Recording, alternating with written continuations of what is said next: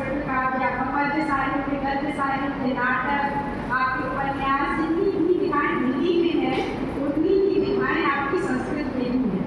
और वो सारी आप सिलेबस बाय सिलेबस पढ़ेंगे, एक ही सिलेबस सारी चीज़ें नहीं है, सिलेबस के अकॉर्डिंग सारी चीज़ें। और अभी आपकी जो शिक्षक बनते हैं अगर हिंदी के स्पेशली हिंदी की बात हो रही है, अगर हिंदी के भी शिक्षक बनना चाहते हैं तो उसके साथ संस्कृत का कॉम्बिनेशन अनिवार्य होता है। ठीक है, यही चीज़ काउंसलिंग में भी मैंने बताई है बच्चों की, और कई बच्चों ने इस चीज़ को मानते हुए समझते हुए उसको चूज भी किया है।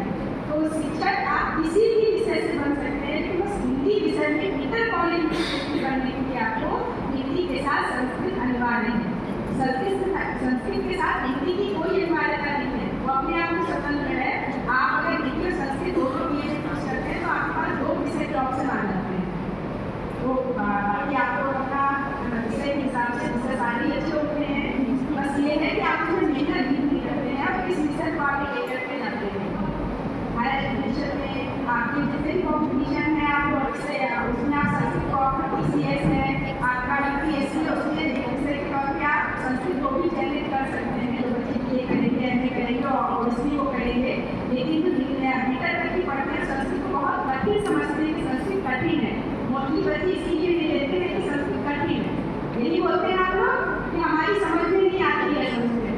लेकिन ये बताइए आपने हिंदी हाई स्कूल में हिंदी पढ़ा है, इंटर में भी हिंदी पढ़ा है, हिंदी का तृतीय प्रश्न पढ़ यानी थर्ड पेपर संस्कृत ही होता है ना। तो जब आपने उसमें पढ़ लिया है, उसमें नंबर अच्छे ले आए हैं, तो BA में आप इनको कठिन कैसे हो जाते हैं? ठीक है, बाकी आपकी शिक्षा है, आपका विषय है, आपको पढ़ना है, वो अपने हिसाब से आप अपना चूज करिए जो भी है। हालांकि इसे चूज करिए, उसके पास ऑप्शन नहीं है चेंज करने का, लेकिन जब एडमिशन लेने वाले हैं उनको ये चीज़ थोड़ा सा आप लोग बता दीजिएगा।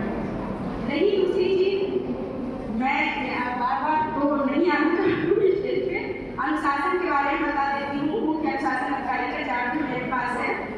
प्रॉपर यूनिफॉर्म में आना है, आप लोगों के लिए कोटी अनिवार्य है, तो दुपट्टे में पैसे बर्बाद मत करिए, क्योंकि बीच में टोकना शुरू हो जाएगा। प्राचार्य की तरफ से निर्देश दिए जाएंगे कि बच्चे कोटी में ही आए। सेकेंड ईयर और थर्ड ईयर के लिए जो दुपट्टा है उनके पास चॉइस है, दुपट्टा भी ओढ़ के आ सकते हैं और कोटी भी पहन के आ सकते हैं, लेकिन फर्स्ट ईयर वालों के लिए चॉइस नहीं है, उन्हें कोटी में ही आना है। अभी देखो तो सेकेंड ईयर में आपको लेनी पड़ेगी, ये 3 साल अभी आपका second year third year pass out होने के बाद कोटी कंपलसरी सभी के लिए होता है। ठीक है, फालतू में पढ़ने पैसे बर्बाद करने से बेहतर है आप लोग अपना कोटी ही लेते हैं। प्रॉपर यूनिफॉर्म होनी चाहिए, और दूसरी चीज शोर नहीं, मोबाइल अलाउड नहीं है महाविद्यालय।